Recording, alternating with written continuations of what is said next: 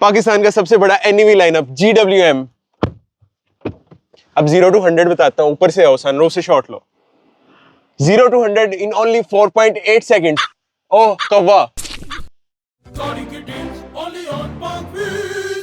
तो रील तो बहुत देख ली होंगी, लेकिन अब गाड़ी खरीदने का डिसीजन करना है तो उसके लिए आपको एक्सपर्ट रिव्यू देखना पड़ेगा। मैं हूं सुनील मंच और आप लोगों के लिए लेके आया हूं पाक व्हील्स की तरफ से हेवल H6 PHEV HI4 का एक्सपर्ट रिव्यू। साजगार इंजीनियरिंग ने पाकिस्तान के अंदर अगस्त 2025 के अंदर अपनी जो हेवल H6 है उसका फेसलिफ्ट मुतारिफ कराया था, और उसमें हुआ ये था कि जो 1.5 पेट्रोल वेरिएंट था, HEV था या प्लग इन हाइब्रिड जो PHEV था, उन सब की आउटलुक बिल्कुल सेम हो गई थी। इससे पहले हम लोग इसका जो फेसलिफ्ट है उसका 1.5 पेट्रोल वेरिएंट का रिव्यू कर चुके हैं, इसलिए मैं एक्सटीरियर पे ज़्यादा टाइम ज़ाया नहीं करूंगा। जो सबसे डिस्टिंक्टिव फीचर है वो उसके DRL हैं, बहुत खूबसूरत हैं। ऐसे लगता है कि जैसे किसी टाइगर के जो टीथ होते हैं वो, या एलिफेंट टीथ भी कह सकते हैं, तो उसका बहुत बड़ा रोल है गाड़ी की फ्रंट लुक में। गाड़ी की जो फ्रंट ग्रिल है वो बहुत खूबसूरत और बहुत ज़्यादा प्रोनाउंस कर दी गई है। साइड पे अगर आप आ जाएंगे तो गाड़ी के व्हील पहले HEV के अंदर पियानो ब्लैक आते थे, अब through all the variants same जो है पियानो ब्लैक कलर तीनों वेरिएंट्स में आता है। बट एक चीज़ जो कि PHEV में और बाकियों में डिस्टिंक्टिव है वो इसके टायर का साइज है। इसमें कूपर का टायर आता है और इसके टायर की प्रोफाइल खास तौर पे जो प्लग इन हाइब्रिड गाड़ी है इसमें 235/55 टायर आता है 19 इंचेस का। बाकी सब में भी 19 इंचेस का आता है, बट उसकी प्रोफाइल कम होती है। हेवल ने एक और अच्छी बात की है, यहाँ पे एक एरो आता था पहले जो कि मुझे बहुत बुरा लगता था, वो डिलीट कर दिया है। गाड़ी में से क्रोम को डिलीट करके पियानो ब्लैक इंट्रोड्यूस कराया गया है। रूफ रेल भी पियानो ब्लैक है।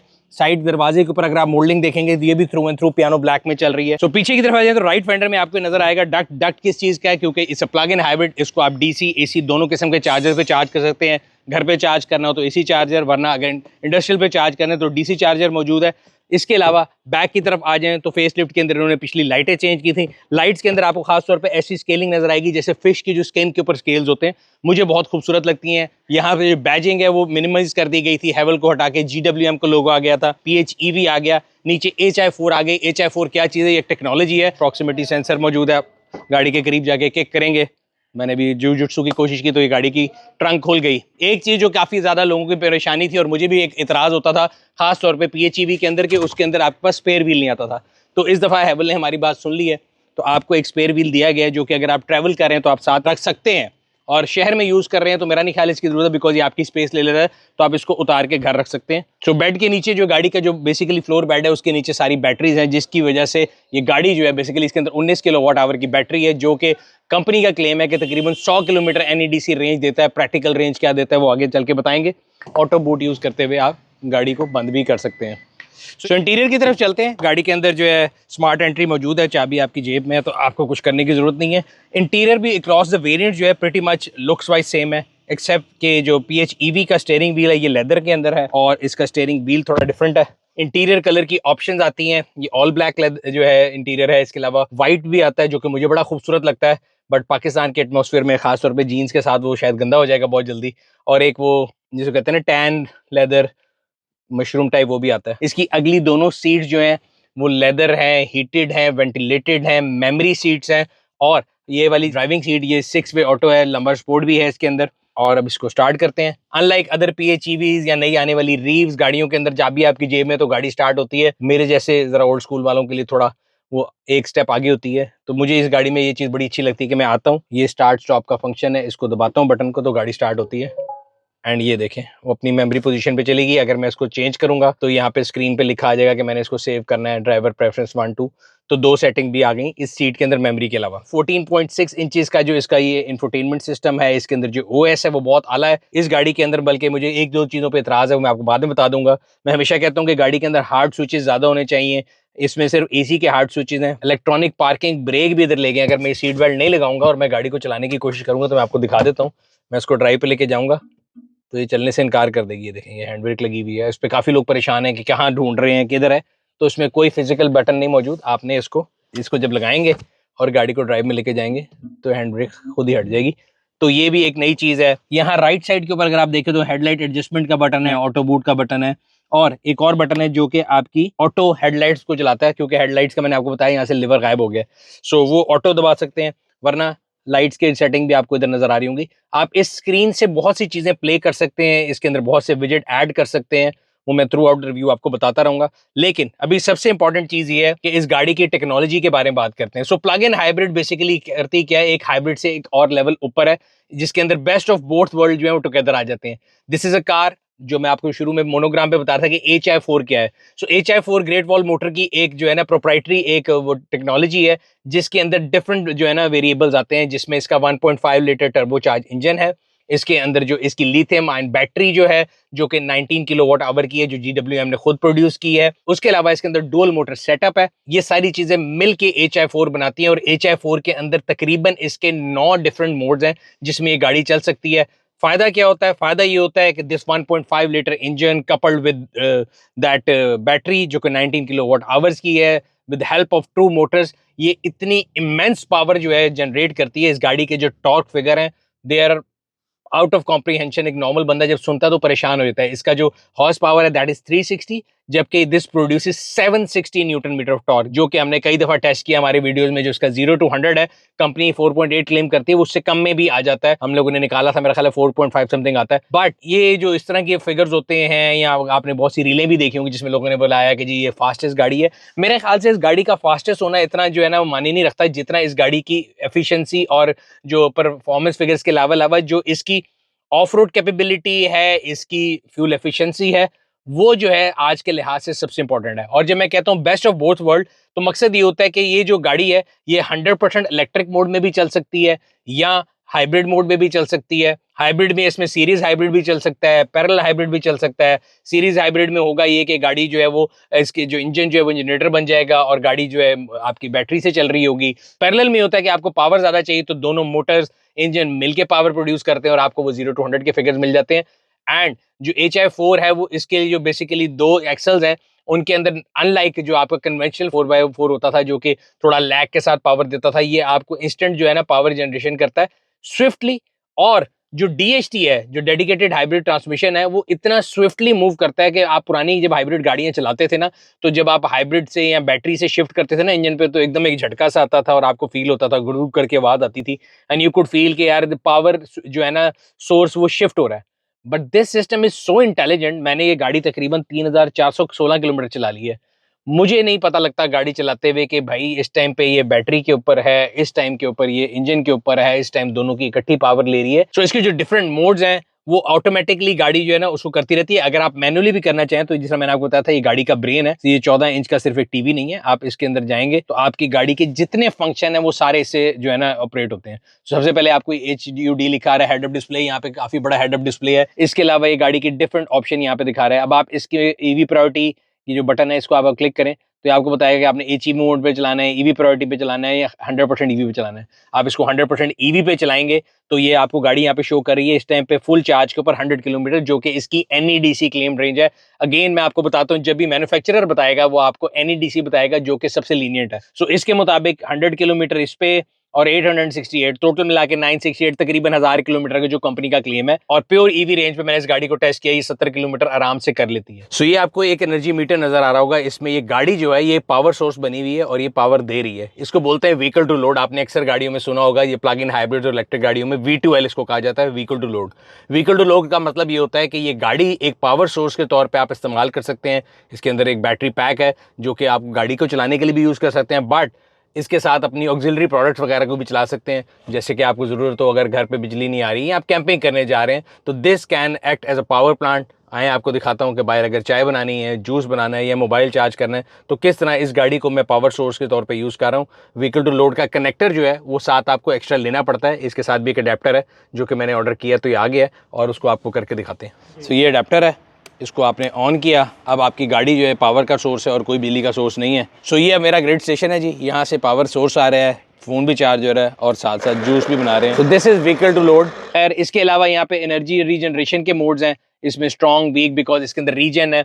इसके अंदर ई पैडल भी मौजूद है। मुझे ई पैडल का बड़ा शौक है। ई पैडल बेसिकली क्या है कि आप सिंगल पैडल ड्राइविंग कर लेते हैं, आपको ब्रेक की जरूरत नहीं पड़ती। The moment you lift your foot off the accelerator तो गाड़ी ऑटोमेटिक ब्रेकिंग कर लेती है। Anything and everything related to vehicle, even गाड़ी की जो लाइटें हैं वो भी आपको यहीं से करनी है। इनके शॉर्टकट आप कैसे बना सकते हैं वो भी मैं आपको दिखाऊंगा।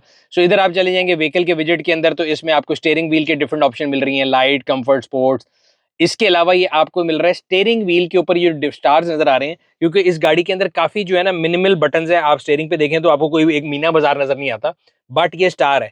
इस स्टार के अंदर आप कर क्या सकते हैं, आप अपनी मर्जी का शॉर्टकट जो है वो सेट कर सकते हैं। तो मैं लेट्स से अगर इसको दबाता हूँ तो ये मुझे बोल रहा है कि राइट कस्टम में मैंने म्यूट अनम्यूट लगाना है, कॉफी स्पेस लगाना है, पेडिस्ट्रियन वार्निंग को बंद करना है, ड्राइविंग सीट की हीटिंग ऑन करना है। तो डिफरेंट शॉर्टकट्स हैं जो कि मैं यहाँ पे सेट कर सकता हूँ। इसके अलावा आप जब ड्राइव पे जाएंगे तो electronic parking brake, lock release, automatic vehicle hold जो है वो उसका बटन है, ई पैडल ऑन ऑफ का बटन है, एनर्जी रीजन के मैंने आपको बताया था, electronic stability, hill descent control है, इलेक्ट्रॉनिक स्टेबिलिटी है, फिर ये आपके पास डायनामिक डायरेक्शन स्टेबिलिटी है, कंफर्टेबल ब्रेकिंग है, हैजर्ड लाइट का है, फटीग ड्राइविंग रिमाइंडर जो है, ये तमाम गाड़ियों में एक फटीग मॉनिटर लगा होता है। अगर आपको उनको लगता है कि जी ये गाड़ी जो है आप ड्राइवर जो है फटीग में है तो ये आपको वार्न कर देता है। इसी तरह अब हम आ जाते हैं एडास के फीचर पे जो कि ऑटो पायलट के अंदर जो है आ रहे हैं। सो इमरजेंसी ब्रेकिंग है, इसको आप ऑन ऑफ करना चाहें अगेन हर दफा ऑन ऑफ करनी पड़ेगी। फ्रंट कोलिजन वार्निंग के 3 किस्म के हैं, उसमें low, normal, high. Rear collision warning है, फिर मनूवर इमरजेंसी ब्रेकिंग है, रेयर क्रॉस ट्रैफिक अलर्ट है, लेन चेंज असिस्ट है, डोर ओपनिंग वार्निंग है, इमरजेंसी लेन कीप है। तो मेरा ख्याल है अगर आप इसको बोलें तो लेवल 2 एडास जो है उस गाड़ी के अंदर मौजूद है। तो इसके अंदर कैमरा जो है वो 540 डिग्री कैमरा है, 360 आपने सुना था, 540 होता है जिसमें क्लियर चेसी होता है और आपको गाड़ी की चेसिस के नीचे भी नजर आता है। डिस्प्ले को आप 2 किस्म का कर सकते हैं। अगर आप यहाँ पे इसका इन्फॉर्मेशन क्लस्टर देखें तो मैंने जरा इसको जरा क्लासिक में किया हुआ है, आप इसको थोड़ा डिफरेंट में करना चाहते हैं तो आप इसको ये डिजिटल फॉर्म में भी कर सकते हैं। ये गाड़ी हमेशा इंटरनेट से कनेक्टेड है, आपको यहाँ पे नजर आ रहा होगा। और एक बड़े मजे की इस गाड़ी के साथ एक ऐप भी आती है। सो आप घर में बैठे हुए हैं, कहीं भी बैठे हुए हैं, ओवर द इंटरनेट आपकी गाड़ी जो है इस ऐप के थ्रू आप कंट्रोल कर सकते हैं। तो मेरी गाड़ी की ऐप यहाँ मौजूद है। डिफरेंट कंट्रोल हैं गाड़ी के, जो कि जरूरी नहीं मैं गाड़ी में बैठ के मैं रिमोटली कहीं भी दुनिया में मौजूद हूं तो ये गाड़ी इंटरनेट से कनेक्टेड होती है। इसके अंदर प्री लोडेड सिम आती है जो कि डेटा सिम है। इसमें इसका एसी चलाना है, सीटों को फोल्ड करना है, डिग्गी खोलनी है, शीशे ऊपर कर रहे हैं, गाड़ी लॉक अनलॉक करनी है, गाड़ी की ई फेंसिंग करनी है, वे मोड, वेरियस फंक्शन जो कि आप इस ऐप के थ्रू कर सकते हैं। इसके अलावा ये जो वायरलेस चार्जर है, पहले वाली गाड़ी का मुझे उससे थोड़ा इतराज था। इसमें 50 वॉट्स का चार्जर है जो कि अच्छी स्पीड है। सो जब PHEV को लॉन्च किया गया था तब हैवल ने बताया था कि अक्टूबर के मिड के अंदर इसकी एक अपग्रेड आएगी जिसके अंदर एंड्रॉइड ऑटो और एप्पल कार प्ले जो है वो आ जाएगा, और अब आ चुका है। मैं एक्सटेंसिवली इसको यूज कर रहा हूँ। अब आ जाते हैं इन विजेट्स के ऊपर। आपने देखा होगा ये स्क्रीन जो है इस गाड़ी की वैसे बड़ी नॉर्मल, अगर देखें तो इसके ऊपर आप गाड़ी का कोई भी फंक्शन से कंट्रोल कर सकते हैं। अगेन वो जो एक आजकल चल रहा है हेलो GWM, वो मुझे भी लगता है कि एक जो है ना मार्केटिंग एफर्ट ज़्यादा है। ये जो है इसके ऊपर बंदा टाइम लगाए और उसको छत को खोले यहाँ से, या शीशों को खोले, या कोई भी काम करना है आप कर सकते हैं। हर दफ़ा गाड़ी का जो है, तो मुझे ये नज़र आता है कि जो EV प्रायोरिटी या HEV है ये आपको हर दफ़ा चेंज करना पड़ता है। ये मैं आदत है मुझे, मैं गाड़ी को इको मोड पे चलाता हूँ, हर दफ़ा ये नॉर्मल पे जाती है, इसलिए मैंने इसका शॉर्टकट यहाँ पे बना दिया है। मैं इसको यहाँ से जो है इसको इको पे ले जाता हूँ। इसी तरह EV प्रायोरिटी की जो है अगर मैंने इसको चेंज करना है तो मुझे HEV पे लेके जाना है या EV ओनली पे लेके जाना है, मुझे हर दफ़ा करना पड़ता है। लेकिन ये विजेट्स बनते कैसे हैं कि आप यहाँ पे फर्ज करिए इलेक्ट्रॉनिक पार्किंग ब्रेक का है, आप इस पर क्लिक करके रखें, या ये तो माइनस है या ऐड विजेट है। सो ये इसको आपने काटना है, डिलीट करना है, डिलीट हो जाएगा। ऐड विजेट करना है तो आप इनमें से कोई और भी जो है ना विजेट इस पर ऐड कर सकते हैं। लेट से आप कहते हैं एंड्रॉइड ऑटो का मैंने यहाँ पे विजेट ऐड करना है, मैं ये कर देता हूँ, ये ऐड का बटन दबा दिया। सो यहाँ पे एंड्रॉइड ऑटो भी ऐड हो गया। So you can add as many widgets as you want. जो इसका जो है ना इन्फॉर्मेशन क्लस्टर, अगर कभी किसी को लगे कि वैसे तो स्टीयरिंग ऊपर नीचे हो जाता है, मैं अपने विजन के लिहाज से इसको यहाँ पे सेट करता हूँ। अगर आप इसको ऊपर कर लेंगे तो और क्लियर हो जाएगा। So there is only 1 gear lever, और ये आपके इंडिकेटर्स और वाइपर्स का जो है ये कंट्रोल आ गया। गियर लीवर जो है इसमें अच्छी बात ये है कि रात के टाइम इसमें लाइट जरूर आती है यहाँ पे, वरना कई गाड़ियों में आपको अंदाजे से काम करना पड़ता है। इसमें रात को लाइट आ रही है, RNDP के अंदर लाइट आ रही है, और नीचे एक बटन नजर आ रहा होगा आपको जो कि बड़ा अनयूजुअल है यहाँ पे होना, और ये क्रूज कंट्रोल का निशान है। क्योंकि जब ये गाड़ी मैंने पहली बारी दफा चलाई और मैं रिंग रोड पे लेके गया तो मुझे गाड़ी का क्रूज कंट्रोल नहीं मिल रहा था। मैंने कहा क्रूज कंट्रोल किधर है, इधर भी नहीं है, इधर भी नहीं है, यूजुअल गाड़ियों में यहाँ पे होता है, यहाँ भी नहीं है। देन आई रियलाइज कि यहाँ पे एक निशान बना हुआ है जो कि गियर लीवर के साथ है।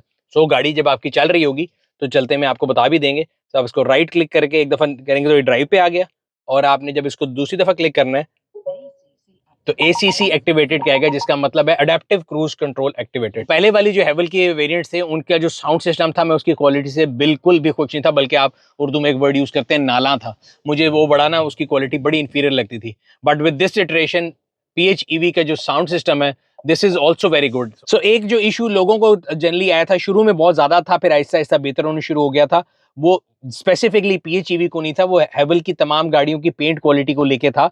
और वो मुझे लगता है कि विद टाइम बेहतर हो रहा है, और उनका जो प्लांट की एक्सटेंशन के बाद, रोबोटिक आर्म्स और न्यू मशीनरी के बाद और बेहतर हो जाएगा। चलते हैं ड्राइव की तरफ। खड़े खड़े काफी ज्यादा बातें हो गई। सो पार्किंग सेंसर जो हैं वो एक्टिव हो गए हुए हैं, और गाड़ी के अंदर जो 540 कैमरा है वो भी है। ना सिर्फ 540 कैमरा, ये देखें आपको सेंटीमीटर भी बता रहे हैं कि पीछे कितने सेंटीमीटर दूर फासला है। ये देखें, ये देखें, ब्यूटीफुल, ये कमाल है। अगर किसी को यूज़ करनी है तो yes, this is also an option in this car. इसमें ऑटो पार्क की फैसिलिटी भी है, आप गाड़ी को कहेंगे तो गाड़ी खुद ऑटोमेटिकली पार्क कर देगी। और दूसरी चीज़ जो है, एंड्रॉयड ऑटो भी जब आप लगाते हैं ना, तो मज़े की बात ये है कि मैं इसलिए कह रहा था कि एंड्रॉयड ऑटो का एक फ़ायदा ये है कि आपका मैप्स वगैरह जो है ना, वो आपकी स्क्रीन पर आ जाते हैं, आपको फ़ोन पर नहीं जाना पड़ता।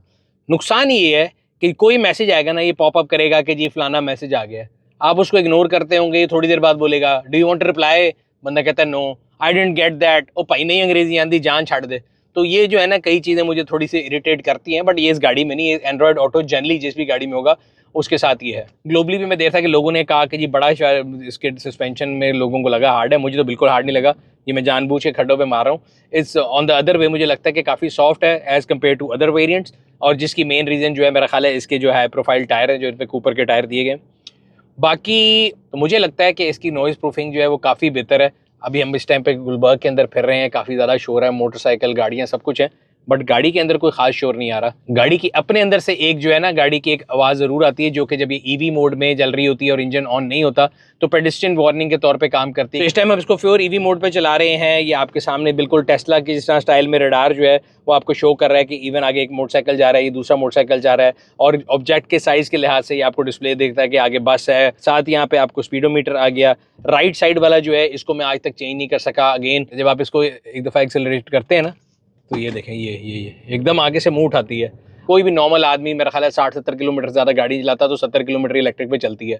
रात को आएँ, इसको फिर चार्ज पे लगाएं, ओवरनाइट चार्ज हो जाती है। तो प्रैक्टिकली मतलब मेरा ख्याल है 3400 में से मैंने 1400 या 1500 किलोमीटर 100% इलेक्ट्रिक पे चलाई होगी विदाउट इवन स्पेंडिंग जो कहते हैं ना एक कतरा ऑफ फ्यूल। ये आप लोगों को दिखाने के लिए मैंने फुल कराई है, वरना ये एंड पे थी और ये सिर्फ इलेक्ट्रिक पे चलती थी। मैं कहा थोड़ी इज्जत बच जाए कि सुनील साहब की गाड़ी में हमेशा बत्ती चल रही होती है, तो उस लिहाज से तो ये 70 किलोमीटर पूरे कर लेती है। लेकिन जो है ना, गैप वाली जगह पे गाड़ी खड़ी करने की कोशिश कर रहे हैं, आगे पीछे कर रहे हैं, तो एकदम बहुत स्पीड में उठती है, अनलेस अनटिल आप इसको फ्यूली पेट्रोल मोड पे लेके जाएं, क्योंकि जब ये ईवी मोड पे होती है तो ये बीस्ट बन जाती है।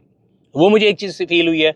दूसरा, इस गाड़ी में मुझे लगता है कि जो ब्रेक जब मैं इसको कर लेता हूँ, लेट्स से ये भी हम जा रहे हैं बम्पर टू बम्पर ट्रैफिक में, मैंने ये ब्रेक लगाई, तो ये ब्रेक लगने के बाद एकदम इलेक्ट्रिक में थोड़ा सा आगे मुझे लगता है कि सिरकती है, तो एमरजेंसी ब्रेकिंग में थोड़ी सी ट्रिकी हो सकती है। साइज़ वाइज अगर बात करें तो ये C+ कैटेगरी है। मेरा नहीं ख्याल कोई भी गाड़ी अपनी कैटेगरी में इसके साइज़ के करीब आती है। द ओनली कार जो कि अभी तक लॉन्च नहीं हुई वो चेरी टीगो 8 है, जो कि मेरा ख्याल है इसके करीब आएगी। बाकी ये अपनी कैटेगरी में सबसे बड़ी गाड़ी है। अब आते हैं सबसे इंपॉर्टेंट फ्यूल इकोनॉमी के ऊपर। आपको मैंने शुरू किया था रिव्यू, तो मैंने आपको बताया था कि कंपनी क्लेम करती है कि इस गाड़ी की टोटल जो है ना range on a single charge and a tank is 1000 kilometre. 100 kilometre NEDC range वो क्लेम करते हैं भाई आपकी इलेक्ट्रिक के ऊपर, प्योर इलेक्ट्रिक के ऊपर, और 900 के करीब वो कहते हैं जी आपकी चलेगी पेट्रोल के ऊपर। टोटल मिला के 1000 किलोमीटर ये कंपनी का क्लेम है। अगेन कंपनी हमेशा कोई भी जो भी क्लेम करेगी वो आपको आइडियल टाइम पे, आइडियल टेम्परेचर पे जो है ना वो आपको सारे फिगर्स देगी। सो अगर आपने इस गाड़ी को यूज़ करना है तो दो किस्म के यूज़ हैं। अगर आप इसको शहर में यूज़ करते हैं और रोज 70 किलोमीटर के कम चलाते हैं तो yes you can go 100% electric, depending upon कि आपने वापडा यूज़ की है या जो सोलर यूज़ की है, आपकी कॉस्ट डिफरेंशिएट करेगी। सो अगर ये गाड़ी आप 100% इलेक्ट्रिक चला रहे हैं तो 14 रुपये पर किलोमीटर है शहर के अंदर ही अगर आप चला रहे हैं, और वापडा पे चलाते हैं, और अगर आप इसको सोलर पे चार्ज करते हो तो आप समझ लें 7 रुपये किलोमीटर है, which is half the cost of a 660 cc car. But ये सिर्फ 70 किलोमीटर वाले यूज़र के लिए है। अगर आप शहर में ही इसको 70 से ऊपर चलाते हैं तो डायनामिक्स चेंज हो जाते हैं। इस गाड़ी की जो एवरेज है, अगर मैं इसको शहर में चलाता रहा हूँ with a full charge and full tank, तो ये आपको मैक्सिमम जो एवरेज देगी वो देगी 22 से 23 किलोमीटर पर लीटर, जिसके अंदर 70 किलोमीटर जो हैं वो बिजली के हैं और बाकी जो हैं पेट्रोल के हैं। अगर हम बिजली के 70 निकाल दें तो इस गाड़ी की जो एवरेज आती है, हाइब्रिड एवरेज जो बनती है, वो तकरीबन 18 के करीब है जो HEV की एवरेज है। ये तो ओवरऑल जो रिजल्टेंट आपका एवरेज निकलती है पर किलोमीटर कॉस्ट की विद इलेक्ट्रिसिटी एंड फ्यूल, वो मिला के HEV से कम हो जाती है। समझ गए? हाईवे पे अगर हम इसके स्टैट्स की बात करें with full charge and tank full, अगर आप इसको 120 की स्पीड पे अडेप्टिव क्रूज लगा के लेके जाते हैं, तो मैं इसको इस्लामाबाद लेके गया हूँ 2-3 दफ़ा, द मैक्सिमम एवरेज जो मुझे मिली है वो 15-15.5 किलोमीटर पर लीटर की है विद फुल चार्ज, और जो मिनिमम मिली है अगर मैं थोड़ा बदतमीज़ी से चलाऊँ, ब्रेकिंग ज़्यादा करूँ, एक्सेलरेशन बार बार करूँ, तो वो तकरीबन चली जाती है 12.5-13।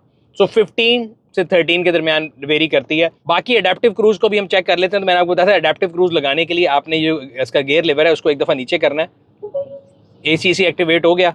अब इसकी जो स्पीड है अब मैं मैंने जब लगाया ACC तो यहाँ पे लिखा हुआ है 44 की स्पीड पे। अब अगला सवाल था कि भाई इसकी स्पीड कहाँ से एडजस्ट करनी है। सो जो लेफ्ट वाला ये जो आपको नज़र आ रहा है, इसको लाटू बोलते हैं हम, पेंडू, या अगर आप इसको माउस कह लें या कोई भी बटन समझ लें। सो मैं इसको नीचे करूँगा तो मेरी ये जो एवरेज जो मैंने इसको स्पीड दी हुई है, टारगेट स्पीड अडेप्टिव क्रूज़ की, वो नीचे चलेगी, 35 हो गई। अब मैं इसको फ़र्ज़ करें ज़्यादा करना चाहता हूँ, मैं इसको अभी ऊपर कर रहा हूँ, तो ये मैंने 65 पे अडेप्टिव क्रूज़ लगा लिया। अब उसने अगली गाड़ी को डिटेक्ट किया, अगली गाड़ी को ना सिर्फ डिटेक्ट किया तो उसने अपनी स्पीड 52 पे मेंटेन की, जबकि मैंने इसको क्रूज़ दिया हुआ था 65 का। सो जब सामने से ऑब्स्टेकल या गाड़ी हटेगी तो ये तेज़ हो जाएगी, वरना ये ऑटोमेटिकली एक स्पीड और एक डिस्टेंस उससे मेंटेन कर रही है। डिस्टेंस को भी आप एडजस्ट कर सकते हैं कि आपने एक गाड़ी का फासला रखना है, 2 गाड़ी का फासला रखना है। अब आ जाते हैं गाड़ी की लॉन्ग टर्म एक्सेप्टेबिलिटी के ऊपर, डीलरशिप नेटवर्क के ऊपर। मेरे ख्याल से साज़गार ग्रुप वो एक ग्रुप है जिसकी वजह से चाइनीज़ गाड़ियों का जो एक जनरल एक लेबल होता था कि लेबल लोग कहते थे यार चाइनीज़ चीज़ शायद नहीं लेनी, बट इन्होंने इस मिथ को ब्रेक किया है। And over the years they have provided a good service and I have no harm in admitting that कि they have made their position in market, जो कि एक जिसकी वजह से वो एक रिनाउंड नाम भी बने हैं। एंड साज़गार जो है वो मुझे लगता है कि it's a case study.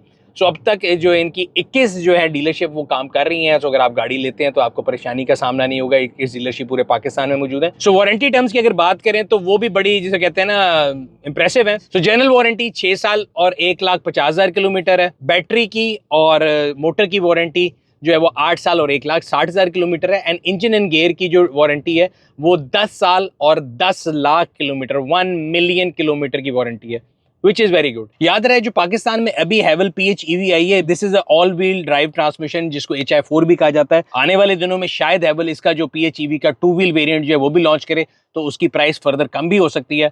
But ये कैसी चीज़ है जो कि लॉन्ग टर्म में पता लगी थी। अगर अभी तक आप लोगों ने हमारे यूट्यूब चैनल को सब्सक्राइब नहीं किया, वो सब्सक्राइब कर लें, बेल आइकन पर क्लिक कर लें, ताकि आपको आने वाली तमाम वीडियोज़ के बारे में नोटिफिकेशन मिलता रहे। आप लोगों से अगली वीडियो में मुलाकात होगी, तब तक अपना और अपने गिरदन वालों का ख्याल रखिएगा। शुक्रिया।